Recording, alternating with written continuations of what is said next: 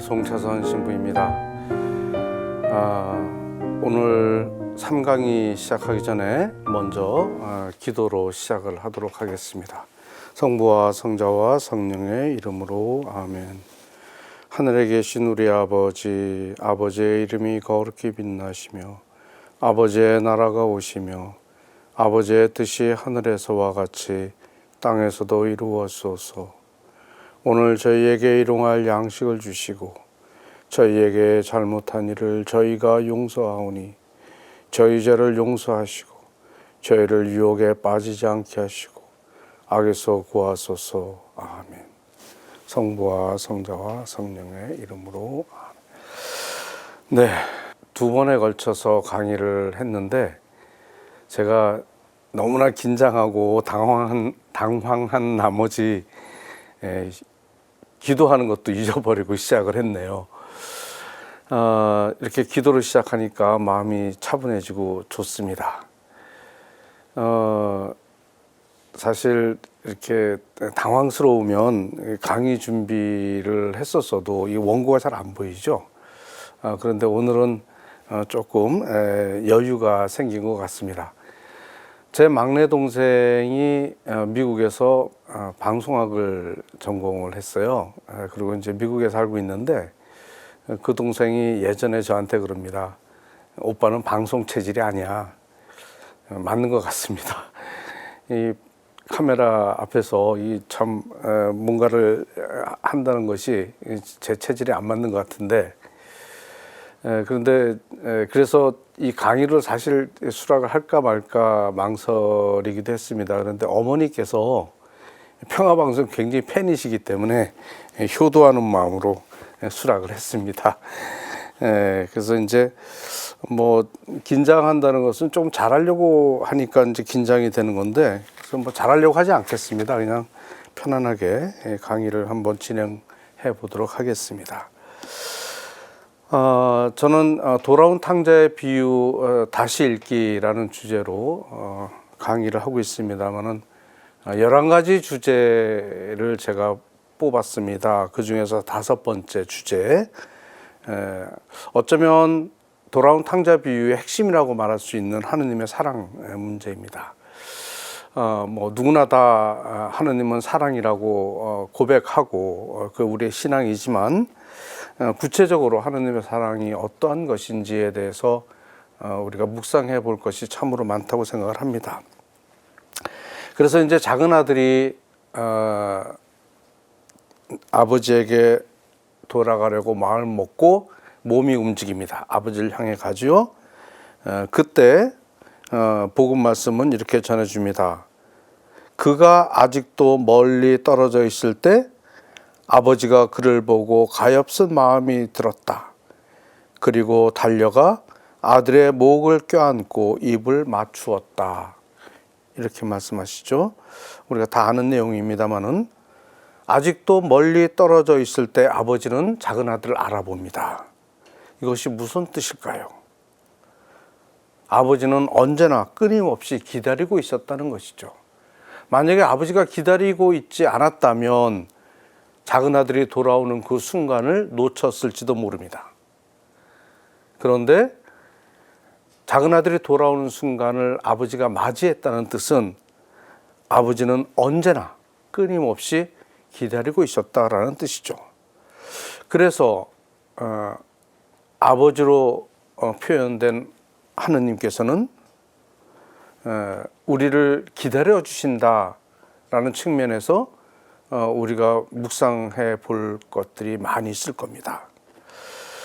그런데 여기서 우리가 또 놓치기 쉬운 것 중에 하나가 아버지가 그를 보고 가엾은 마음이 들었다라는 겁니다. 아직 멀리 있는데 아들을 알아보지요. 그런데 왜 아버지는 가엾은 마음이 들었을까요? 아들이 멀리 있었으니 어쩌면 아들이 금이 환영을 해서 돌아올 수도 있지 않았겠습니까? 아버지가 나눠주신 가산을 가지고 그 가산을 불려서 금이 환영할 수도 있었을 텐데, 아니면 아들이 어떤 모습인지 멀리 있었으니 초라한 모습인지 화려한 모습인지 분간조차 어려웠을 텐데 아버지는 가엾은 마음이 들었다고 합니다. 그것은 바로 작은 아들이 어떠한 처지에 있었는지 아버지는 알고 있었다는 겁니다. 작은 아들이 죽을 고비를 넘기고 거의 죽게 되니까 아버지를 찾아온다는 사실을 아버지가 알고 있었죠. 그런데 아버지는 작은 아들이 어떻게 지내는지 알고 있었으면서도 작은 아들을 지켜봤습니다. 사랑한다는 것은 지켜볼 줄 알아야 되는 것이죠. 모든 것이 잘 되어가고 모든 것이 이렇게 순조롭게 진행될 때 그것을 지켜보는 것은 누구나 할 수 있는 일이고 또한 쉬운 일이기도 합니다. 그런데 잘못되어 가는 것을 뻔히 알고도 그것을 지켜본다는 것은 결코 쉬운 일이 아닙니다. 그러나 잘못되어 가는 것조차도 지켜볼 줄 아는 것, 그것이 바로 사랑이죠. 그것이 아버지의 사랑입니다. 이거와 연관해서 집회서 2장 7절 말씀 우리는 묵상해 볼 수 있습니다. 집회서에서는 빗나가지 마라, 넘어질까 두렵다, 이렇게 말씀하십니다. 하느님께서 우리가 빗나가기를 원하지 않으신다면 우리 삶에 직접 개입하시면 됩니다. 그리고 우리 삶에 관여하시면 되는 것이죠. 그런데 왜 굳이 빗나가지 마라 라고 말씀하십니까? 그것은 우리가 빗나가는 것조차도 하느님 아버지께서는 지켜보신다, 이런 뜻이죠. 아버지는 작은 아들에게 재산을 나누어 주었고 또 작은 아들이 집을 떠나서 나가면서 무슨 일이 벌어질지 아버지는 알고 있었는지도 모릅니다.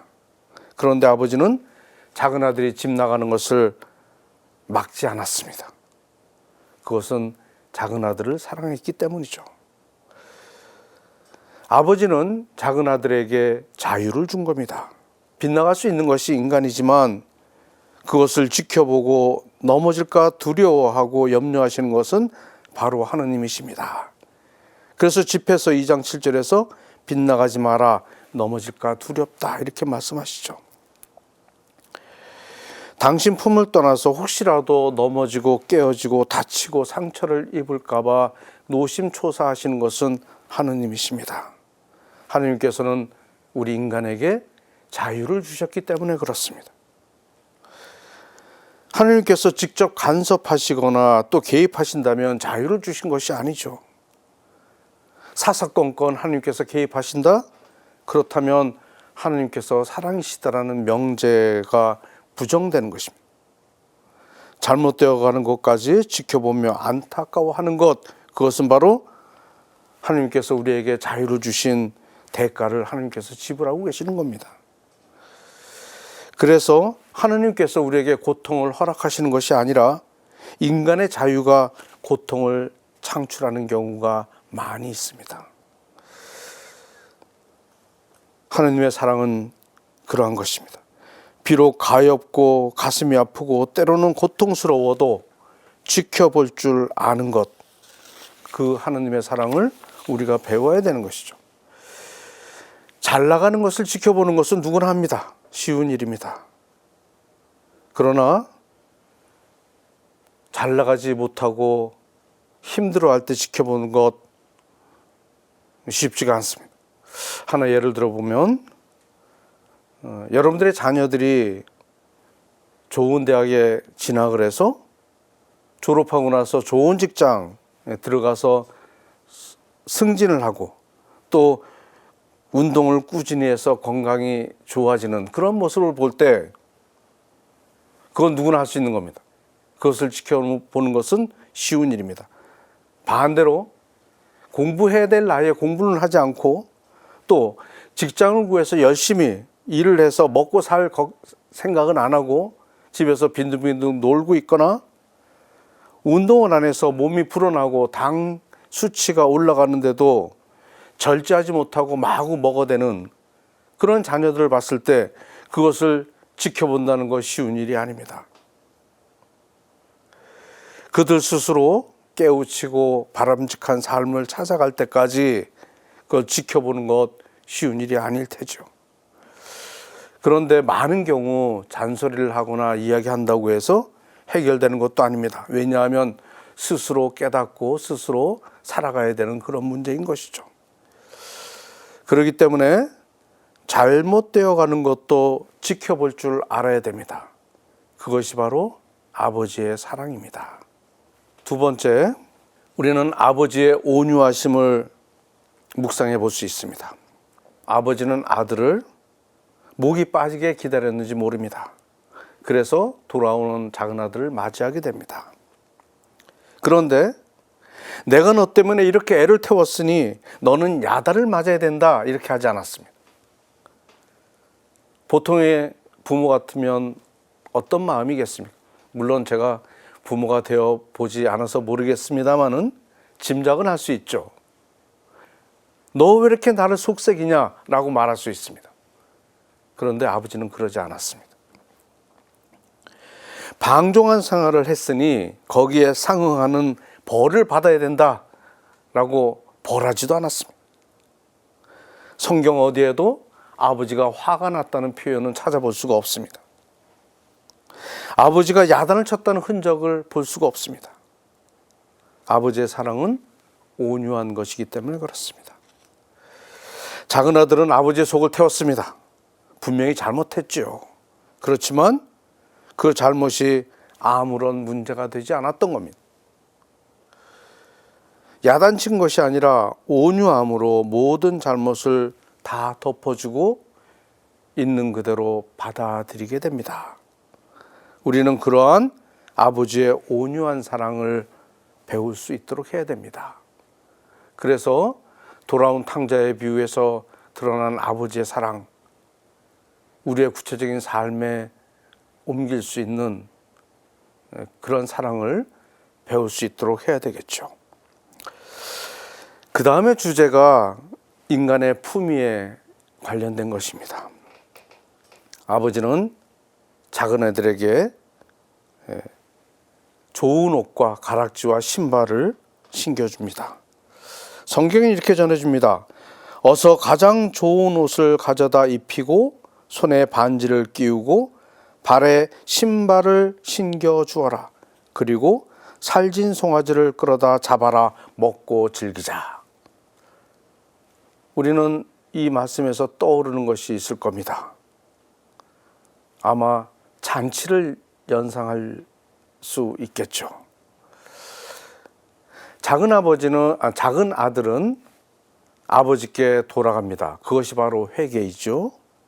그 회개의 결과는 잔치입니다.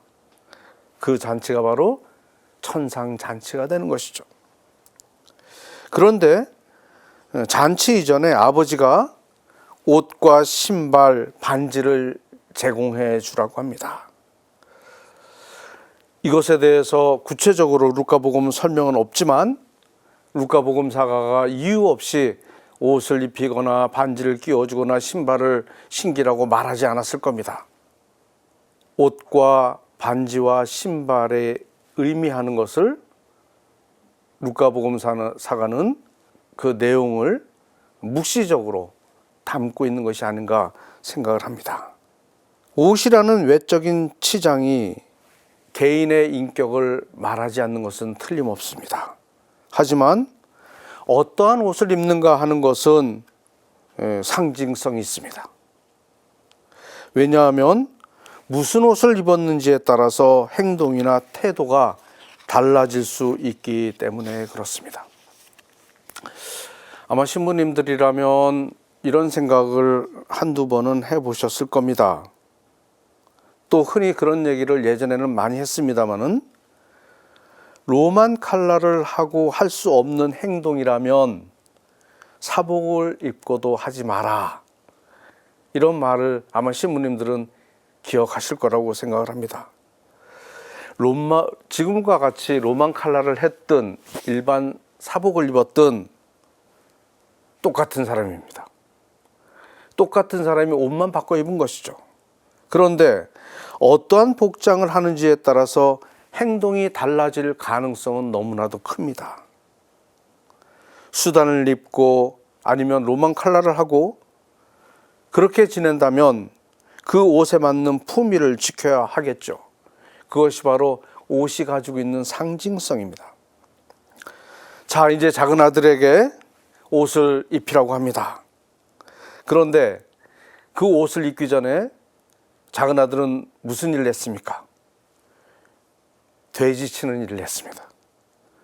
그럴 때 입는 옷은 작업복이었을 겁니다. 그런데 이제 돼지 치는 일을 할 일이 없습니다. 그러니 그 작업복을 입을 필요가 없겠죠. 이제 아버지는 가장 좋은 옷을 입히라고 합니다.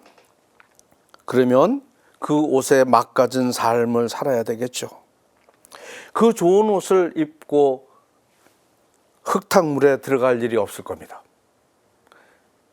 더러운 곳에 갈 일이 없을 겁니다. 옷을 입혀주었으니 옷에 맞는 아버지의 아들로서 행동해야 합니다. 그리고 그 옷에 맞는 그러한 삶을 살아야 되겠죠. 그래서 옷을 입히라고 하는 것에 상징성이 있다는 것입니다. 과연 나는 무슨 옷을 입고 있는가? 나는 나에 맞는 옷에 걸맞는 그러한 삶을 살아가고 있는가? 우리는 신앙인입니다. 신앙인은 신앙인의 옷이 있습니다. 신앙인의 옷에 맞는 행동과 삶을 살아갈 수 있는가? 성찰해 볼 일이죠. 그리고 반지를 끼워주라고 합니다. 반지를 끼우는 것은 인간의 품위를 높였다는 뜻이 되기도 합니다. 반지하면 여러분들이 떠오르는 것이 없을까요? 저는 한 가지 딱 떠오르는 게 있었습니다. 그것은 반지입니다. 주교님은 반드시 반지를 끼십니다. 열심한 신자들은 주교님의 반지에 친구를 하기도 합니다. 이 반지라는 것을 주교님이 끼는 이유는 반지라는 그 형식에 주교의 품이라는 그 내용을 담게 되는 것이죠. 내용이 없는 형식은 형식주의입니다. 그러나 형식이 있어야 내용을 담을 수가 있는 것이죠. 반지라는 형식 안에 주교의 품위를, 그 내용을 담게 되는 겁니다. 마찬가지로 회개한 작은 아들에게 이제는 아들로서 품위를 아버지가 부여하는 것입니다. 그래서 이제는 종이 아니라 아들입니다. 아들의 품위를 부여했다는 뜻에서 반지를 끼워주는 것이죠. 그러면 인간에게 있어서 가장 높은 품위는 무엇입니까? 그것은 바로 하느님의 자녀가 되는 것입니다. 하느님의 자녀가 된다라고 하는 것이 봉건시대에 비유를 하자면 하느님은 임금님으로 비유를 할 수 있을 겁니다. 그러면 하느님의 자녀가 된다는 것은 임금의 자녀, 다시 말하면 왕자가 되고 공주가 되는 겁니다. 얼마나 품이 있는 그러한 신분이 되는 것입니까? 그보다 더 높은 품위가 어디 있겠습니까? 그 품위를 반지가 드러냅니다.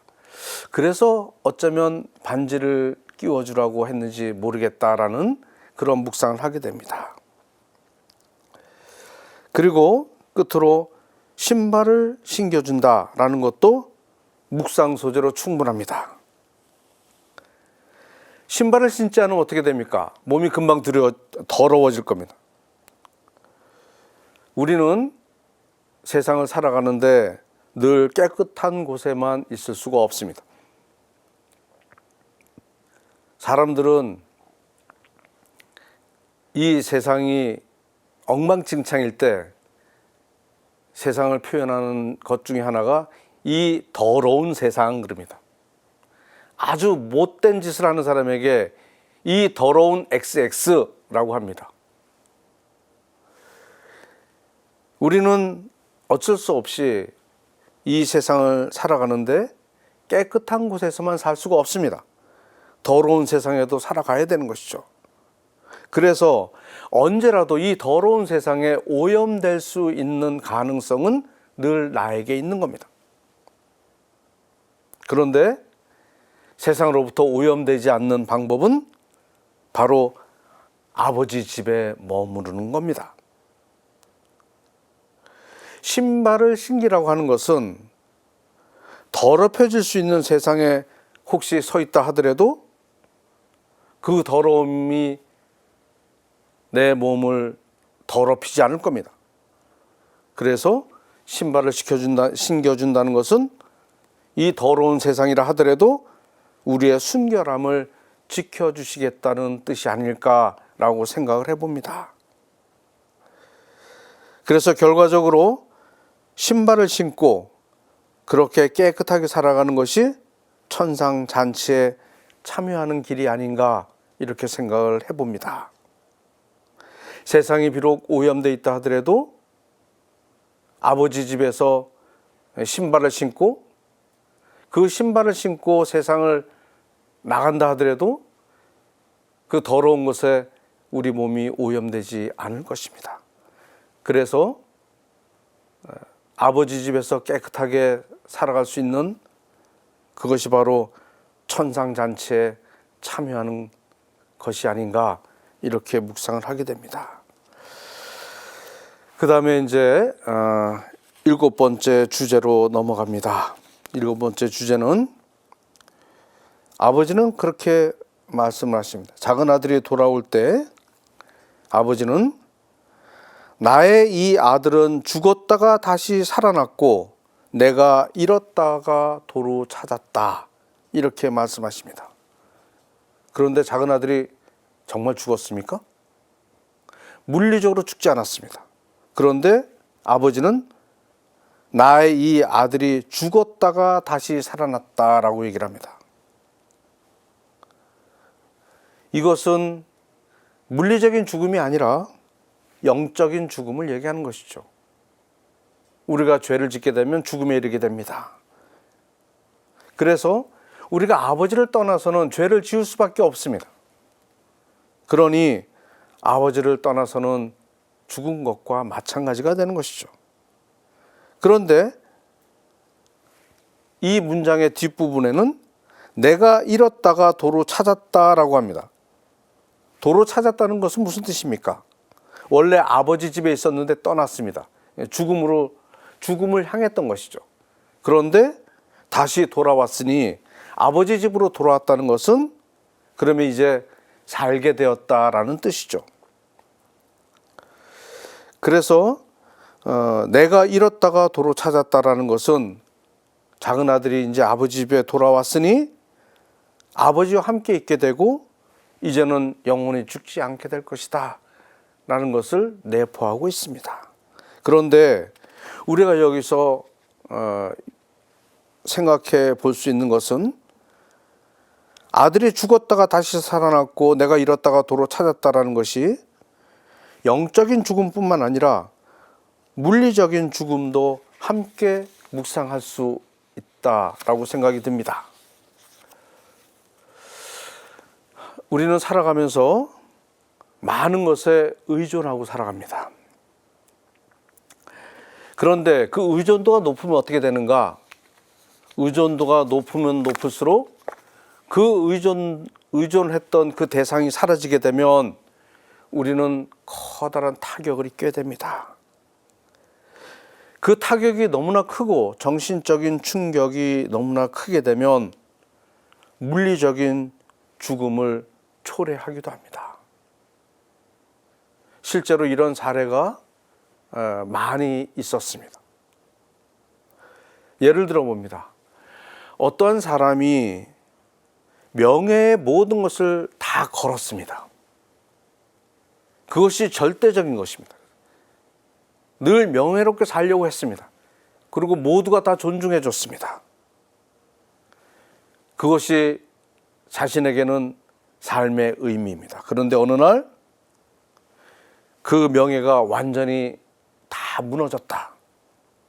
그러면 자신은 존재해야 될 이유를 찾지 못합니다. 그래서 스스로 목숨을 끊는 경우가 많이 있었습니다. 그 명예가 어떠한 이유로든 완전히 짓밟히거나 손상되었을 때 사람들은 때로는 자살을 합니다. 그래서 우리가 의존했던 것들이 사라지게 되면 그러면 물리적인 죽음도 초래될 수가 있습니다. 그렇다면은 살아 없어질 이 세상에 의존할 것이 아니라 영원하신 하느님께 의존을 하게 되면 우리는 안전하게 됩니다. 우리가 하느님 안에 있을 때, 다시 말하면 오늘 복음 말씀에서 돌아온 탕자의 비유 말씀에서 우리가 아버지 집에 있을 때 내 삶의 의미를 찾게 되는 겁니다. 왜냐하면 아버지는 나의 존재의 근거이시고 그리고 나의 존재의 근거이신 아버지의 자녀이고 아들이기 때문에 그렇습니다. 그렇기 때문에 삶의 의미를 다른 곳에서 찾지 말고 하느님 안에서 얼마든지 삶의 의미를 찾도록 해야 되겠습니다. 간혹은 이런 얘기를 들을 때가 있습니다. 나는 당신 없이 못 살아. 그러면 그 당신이라고 하는 그 대상이 영원하지 않을 겁니다. 그러면 그 당신이 사라지면 죽을 겁니까? 그건 아니죠. 뿐만 아니라 이것이 내가 살아가야 될 이유야 라고 살아갈 이유를 가지고 있습니다. 그런데 내가 살아가야 될 그 이유가 영원하지 않을 겁니다. 언젠가는 사라질 거죠. 그럼 어떡합니까? 내가 살 이유가 없어졌기 때문에 죽어야 됩니까? 언젠가는 사라질 것인데 그러면 그 사라지고 난 다음에 내가 살아갈 이유가 없다면 우리는 물리적인 죽음 생각하는 사람들이 있을지도 모르겠습니다. 하지만 반대로 하느님 없이는 못 살아 하면 어떻게 됩니까? 하느님께서는 영원하신 분이시니 사라질 리가 없습니다. 그렇기 때문에 우리는 죽을 이유가 없게 되는 것이죠. 우리의 존재 이유는 하느님에게 있다면, 하느님께 의존한다면 하느님은 사라지지 않습니다. 그렇기 때문에 우리는 하느님께 의존하며 살아가야 될 이유가 되는 것입니다. 그래서 조금 전에 우리가 말씀을 들었던 대로 나의 이 아들은 죽었다가 다시 살아났고 내가 잃었다가 도로 찾았다. 근데 이 말씀 그 의미가 더욱더 분명해졌을 겁니다. 우리는 모두가 나약한 인간들입니다. 그래서 의존적일 수밖에 없죠. 그러나 우리가 하느님께 의존할 때 우리는 물리적으로도 죽지 않을 뿐만 아니라 영원한 삶도 우리에게 보장이 되는 것입니다. 여덟 번째 주제로서 자유에 대해서 한번 생각해 보겠습니다. 성경 말씀 먼저 한번 상기해 보도록 하지요. 이제 작은 아들이 돌아옵니다. 돌아왔을 때 큰 아들이 들에 나가 있었다가 이제 집 가까이 이르러서 노래하며 춤추는 소리를 듣게 됩니다. 성경 말씀 한번 읽어보겠습니다. 그때 큰아들은 들에 나가 있었다. 그가 집에 가까이 이르러 노래하며 춤추는 소리를 들었다. 그래서 하인 하나를 불러 무슨 일이냐고 묻자 하인이 그에게 말하였다. 아우님이 오셨습니다. 아우님이 몸성이 돌아오셨다고 하여 아버님이 살진 송아지를 잡으셨습니다. 큰아들은 화가 나서 들어가려고도 하지 않았다. 그래서 아버지가 나와 그를 타이르자 그가 아버지에게 대답하였다. 보십시오. 저는 여러 해 동안 종처럼 아버지를 섬기며 아버지의 명을 한 번도 어기지 않았습니다. 이러한 저에게 아버지는 친구들과 즐기라고 염소 한 마리를 주신 적이 없습니다. 그런데 창녀들과 어울려 아버지의 가산을 들어먹은 저 아들이 오니까 살진 송아지를 잡아주는군요. 이렇게 얘기를 합니다. 처음으로 돌아가면 아버지는 작은 아들에게만 가산을 나누어 준 것이 아닙니다. 큰 아들에게도 가산을 나눠 줬습니다. 그래서 복음 말씀에 보면 아버지는 아들들에게 가산을 나누어 주었다, 복수를 썼습니다. 작은 아들에게만 준 것이 아닙니다. 그런데 큰 아들은 자신의 몫을 받았음에도 불구하고 아버지를 떠나지 않았습니다. 그러면 아버지 집에서 행복하게 살 수 있었을 터인데, 여러분들이 생각하기에는 작은 아들이 더 행복했을까요? 큰 아들이 더 행복했을까요? 한번 생각해 보십시오. 언뜻 생각하기에 큰 아들이 아버지 집에 있었기 때문에 더 행복하게 살지 않았을까라고 생각할 수도 있습니다. 그런데 어쩌면 작은 아들이 더 행복하게 살았는지 모릅니다. 왜냐하면 아버지가 주신 가산을 가지고 마음껏 쓰고 즐겼습니다. 적어도 기근이 들기 전까지는 신이 났습니다. 행복하게 지냈습니다. 문제는 기근이 들었다는 거죠. 그런데 큰아들은 어떻습니까? 아버지 집에서 살면서도 기쁨이 없었습니다. 그걸 어떻게 할 수 있겠는가? 큰아들은 이렇게 얘기합니다. 저는 여러 해 동안 종처럼 아버지를 섬기며 아버지의 명을 한 번도 어기지 않았습니다. 자기 스스로 종이라고 합니다. 왜 종처럼 살아야 됩니까?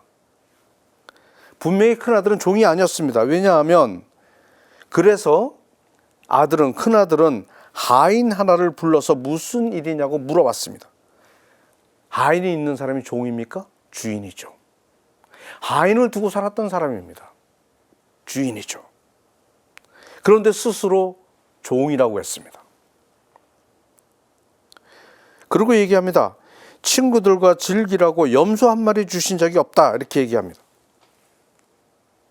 그런데 이 큰아들의 불만도 저는 조금 어이없이 들립니다.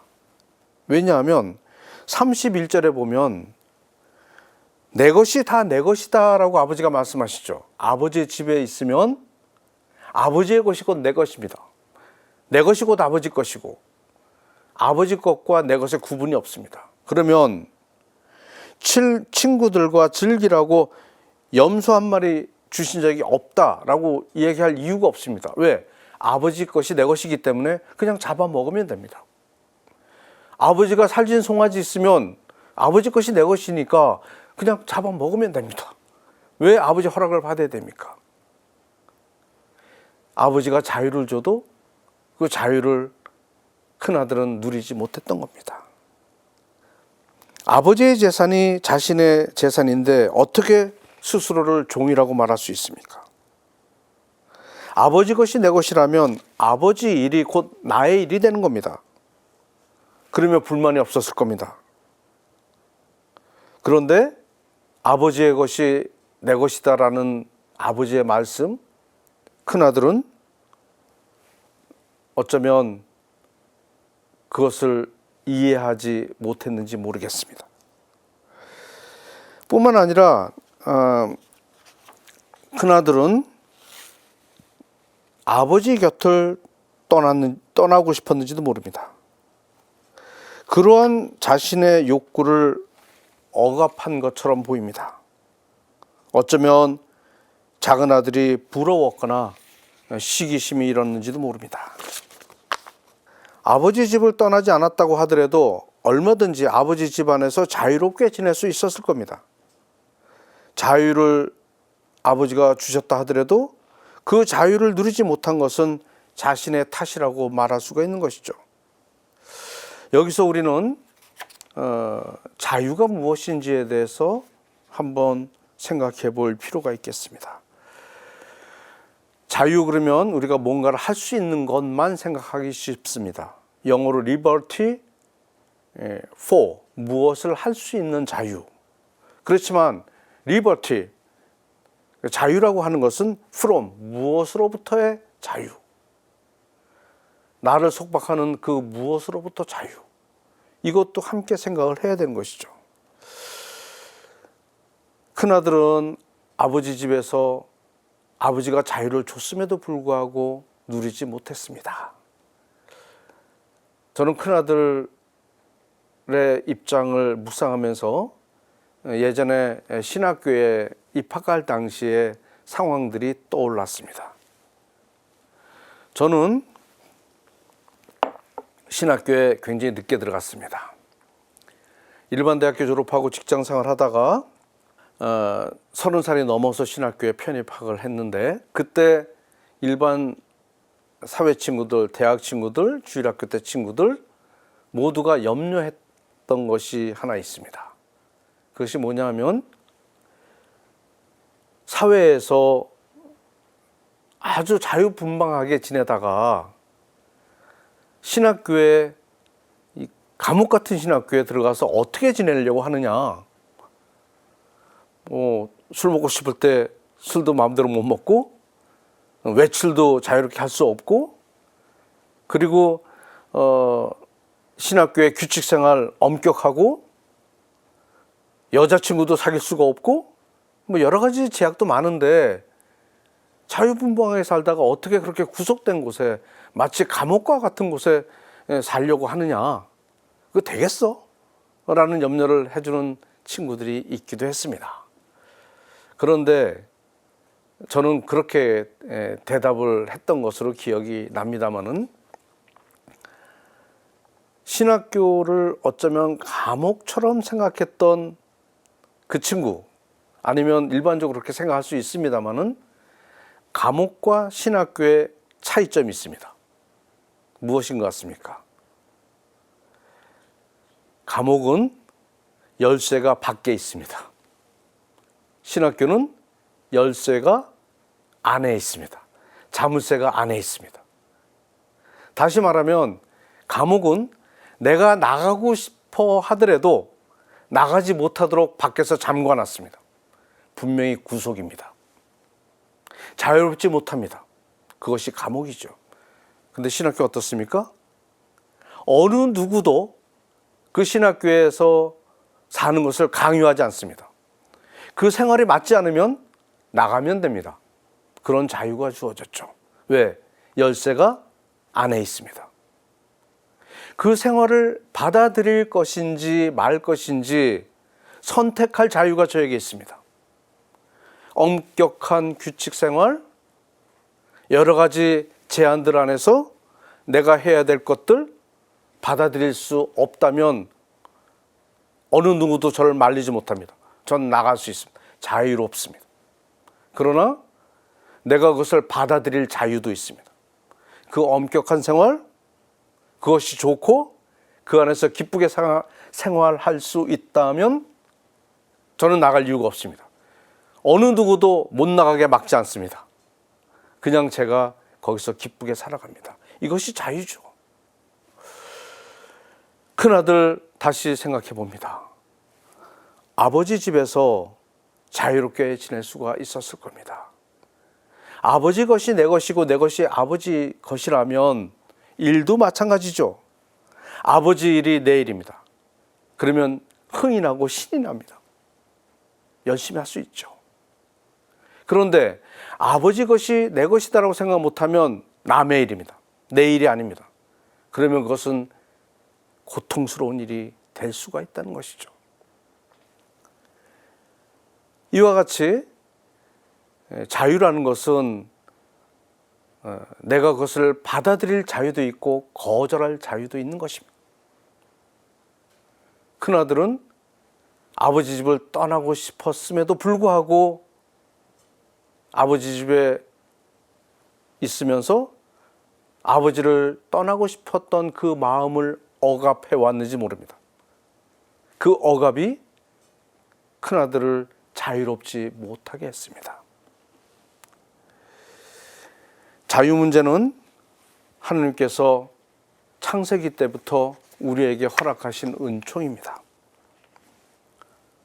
하느님께서 낙원의 모든 것을 아담과 하와에게 다 맡기고 한 가지만 하지 못하겠습니다.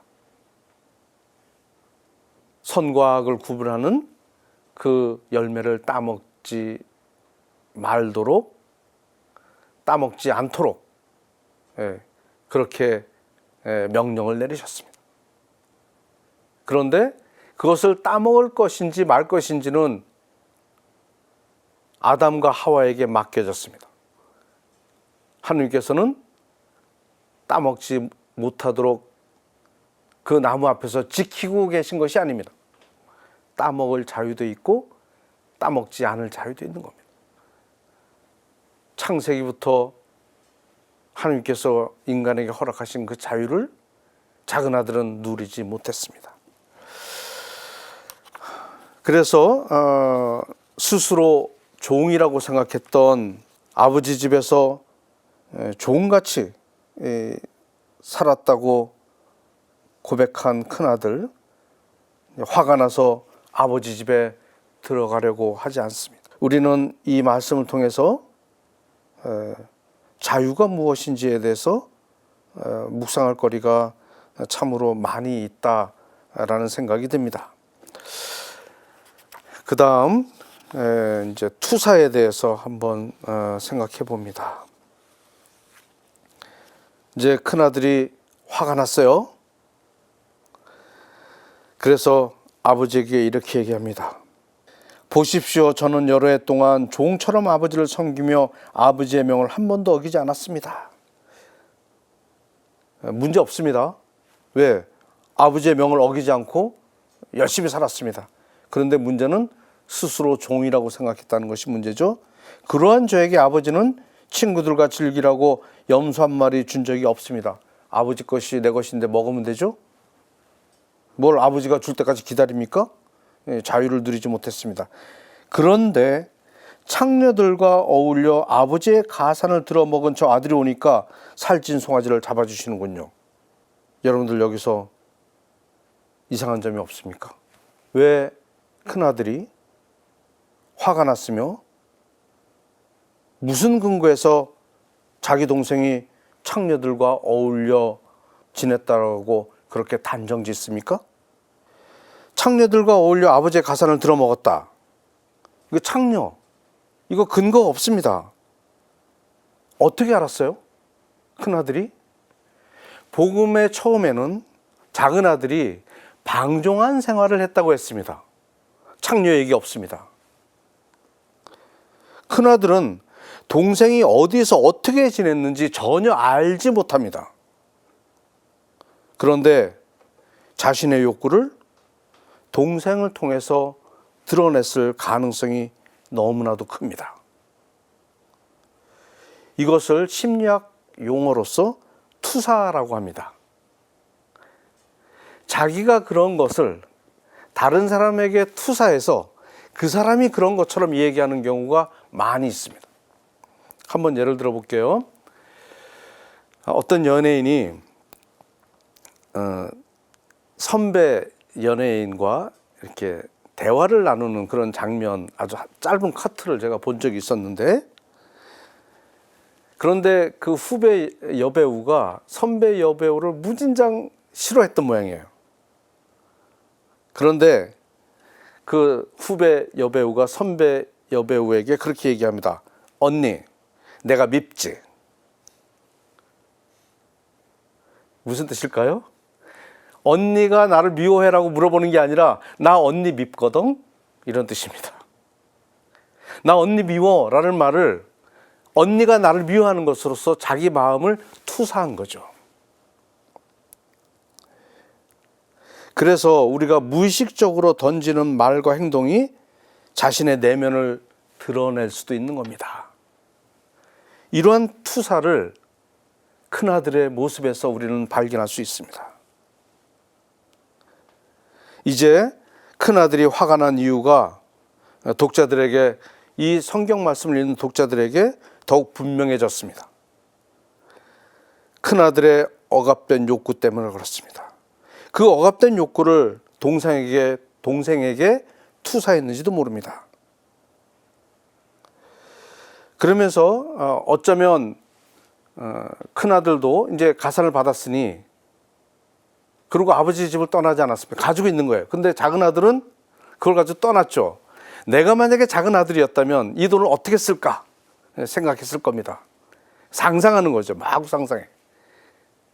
그 상상 중에 하나가 뭐냐면, 저놈은 분명히 짐작컨대 창녀들이랑 놀았을 거예요. 그것은 뭐냐면, 내가 만약에 이 돈 가지고 나갔으면 나 창녀랑 놀았어. 똑같은 얘기입니다.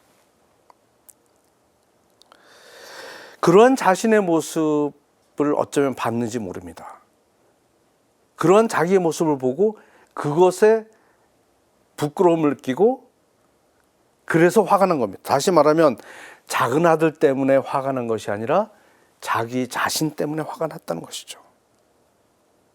그런데 동생 때문에 화가 난 것처럼 포장이 되어 있습니다. 사실은 자기 자신에게 화를 냈던 것입니다. 이렇게 불행이라는 것은 스스로 자초하기도 합니다. 또 문제는 뭐냐면, 동생에 대한 잘못된 정보가 혹시 그것이 사실이라 하더라도 큰아들은 확인하지 않았습니다. 그러면서 큰아들은 자기가 상상한 것이 사실이라고 믿고 그것을 단정했습니다. 작은 아들의 잘못이 문제가 아닙니다. 큰아들의 상상과 추정이 사실이라고 믿었던 큰아들의 문제인 것이죠. 큰아들은 분노의 원인을 스스로 만들었습니다. 자기가 생각하는 것이 사실인지 여부에 대해서 확인하거나 검증해 보거나 입증해 보지 않았습니다. 그리고 확실하다고 단정했던 것이죠. 사실은 우리도 이러한 잘못들을 많이 범합니다. 확인도 없이 검증해 보지 않고 입증하지도 않은 사실을 가지고 그것이 확실하다고 단정할 수 있는 것은 세상에 그렇게 많지가 않습니다. 큰아들은 동생에 대한 아무런 사실 확인 절차도 없이 단정했죠.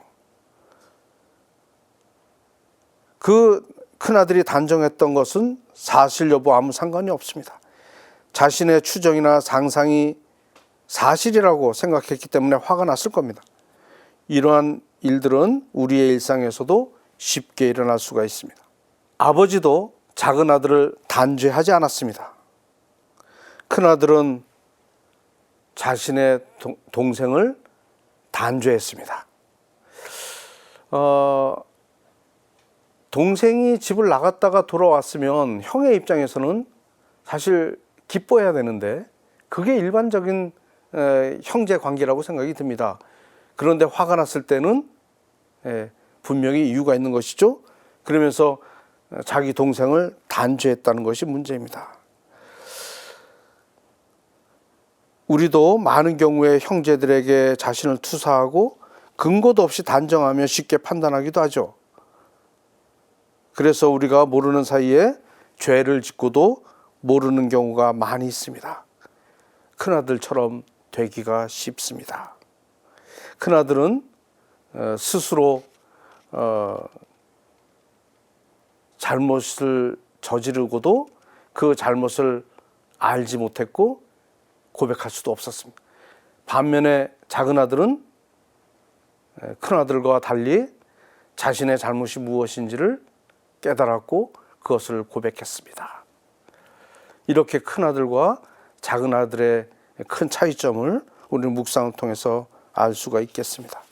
그러면 3강은 이것으로 마치고 이어서 4강을 하도록 하겠습니다. 감사합니다. 마친 기도로 영광송하겠습니다. 성부와 성자와 성령의 이름으로 아멘. 영광이 성부와 성자와 성령께 처음과 같이 이제와 항상 영원히 아멘. 성부와 성자와 성령의 이름으로 아멘. 감사합니다.